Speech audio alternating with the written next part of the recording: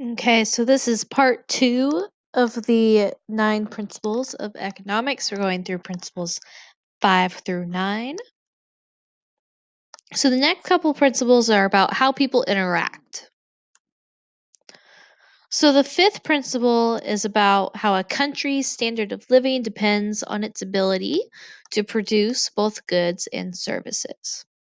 So differences in living standards lies in differences in productivity. Okay, there is a correlation between productivity and living standards. Productivity is the quantity of goods and services that are produced for each hour of a worker's time. High productivity implies higher living standards. As productivity grows, income will also grow. So, the standard of living is the level of wealth, comfort, material goods, and necessities available to a certain socioeconomic class in a certain geographic area. So, geographic area is its location. As we go through the next couple slides, be thinking about how do you think the US standard of living compares to European countries and third world countries? So there are a number of factors that determine the standard of living. This is just some of them, but they're used quite often. So we have income, we have the quality and availability of jobs, we have the poverty rate, class disparity, so differences between the lower, middle, and upper classes. We have quality and affordability of housing, hours of work required to purchase necessities, so the number of hours required to work in order to survive. Gross domestic product, also known as GDP. We're going to cover that some more later. Access to health care and education, cost of goods, life expectancy, and safety.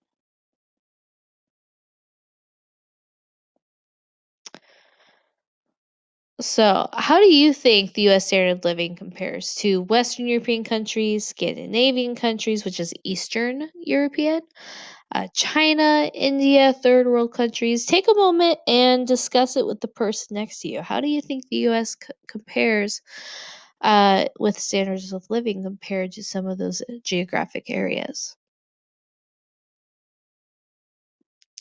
So we have the Human Development Index, also known as HDI. It's used by the UN, the United Nations, as a statistic index of life expectancy, education, per capita income, average income earned per person is what per capita income is. So this is kind of used to gauge the standard of living for countries per the United Nations. This is a map showing the HDI across the world. So dark green, there's a high HDI. Red, very, very low. Excuse me, the darker it is. Okay, so United States, Canada, Western European countries like the United Kingdom, Norway, Sweden, Australia, Japan are all pretty high on the Human Developmental Index, higher standard of living, better life expectancies, more per capita income. So those are dark green. The less productive, the lighter the green color is, but we still have quite a bit of other green, in South America, Mexico, um, Spain, France, Italy are that kind of one step below the US and Canada. Russia is a further step below that. Um, some Middle Eastern countries are doing pretty well with the green. Uh, Not so much in South Asia, but a little bit. But quite a bit in the Middle East, Eastern European countries, and South America. Now, if you start to look at the yellow and the red especially is going to be associated with those more third world countries, a little less stable, less corporations and trade and lower standards of living. Okay, we see that more with Central Africa, with the dark red. Okay, but a lot of red and some yellow in Africa and those countries. Quite a bit of yellow in South Asia. And this is all data based on 2015 and 2016 data. It was published in 2017. So, if you had to guess, where do you think the United States ranks with the HDI?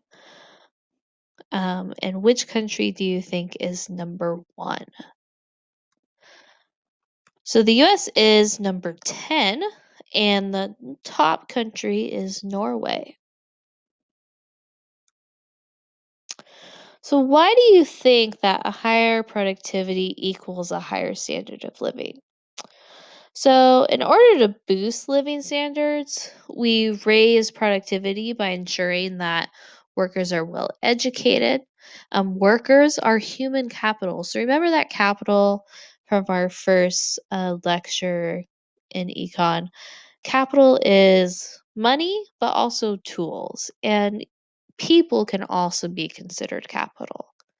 Okay. So workers have skills, knowledge, and experience. The more skills, knowledge, and experience they have, the greater their value, the greater their human capital. Um, we have to have tools needed for production and also access to the best available technology. Those are all ways to boost productivity, which will then boost living standards. So, why do you think higher productivity equals higher standards of living? Look back at the reasons we've already discussed, but try to see if you can think of any others as well to add to your notes and have a discussion with someone next to you or with me. So, principle number 6, prices rise when the government prints too much money.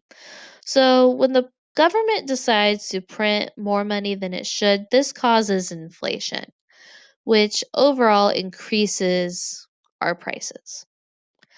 Large quantities of money means that the value of money decreases, and therefore the price of items will increase.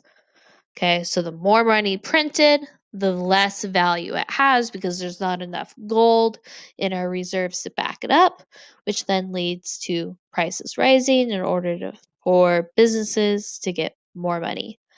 It takes more money to buy the same goods and services.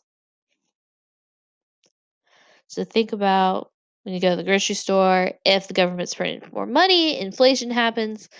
Maybe that gallon of milk that you spent 3 or 4 bucks on the week before is all of a sudden $5 or $6 now. It's still the same amount of milk, it's still the same quality of milk, but it's now costing you more because your money is worth less. So the next couple principles is about how the economy works as a whole. So principle 7 is trade can make almost everyone better off. So we make trades with the purpose of improving our standard or getting something better. Nobody is perfect or can do anything.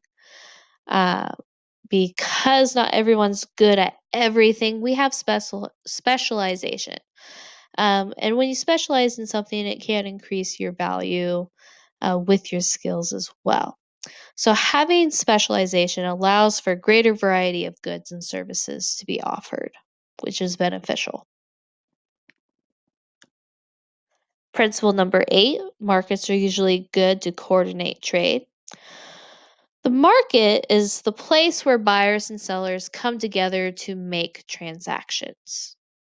Prices reflect the value of product to consumers and the cost to produce it. Adam Smith, a big proponent of capitalism, he wrote The Wealth of Nations, which is a very famous book for economics.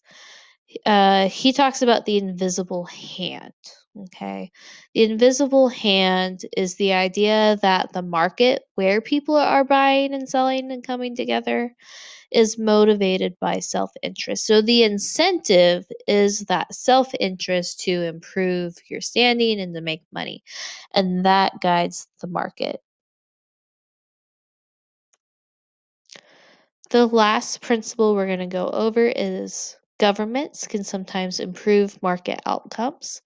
So, in general, capitalism, we don't want a ton of government interaction, uh, but it can be beneficial for them to regulate and make some improvements to the market. So, government is only supposed to intervene to promote efficiency and equity. Remember, equity is fairness. So, when a market fails, the government can potentially change the outcome through public policy that they make. An example would be government environmental regulations and regulations against monopolies. So, monopolies are when basically a corporation has an unfair advantage over the market. They own everything, they've driven out the competition in ways that aren't necessarily fair or legal. And so they have a hold on the market. So, examples of monopolies, oh gosh, would be like Microsoft, okay, Bill Gates. They had a monopoly on the market for a long time. Um, and so the government is to prevent monopolies so that we have variety and competition and quality products. So when you have a monopoly, the quality of the product will tend to decrease because they don't have anyone they have to compete with. And the government is really beneficial with those environmental regulations to keep companies and corporations accountable with how their products are affecting the environment, and also try to improve things overall, like with having requirements on car manufacturers to make sure that their cars get a certain mile per gallon in order to be more gas efficient to help the environment. So, once your Cornell notes are completed, make sure you show me so I can give you the stamp and we can move on to the next activity.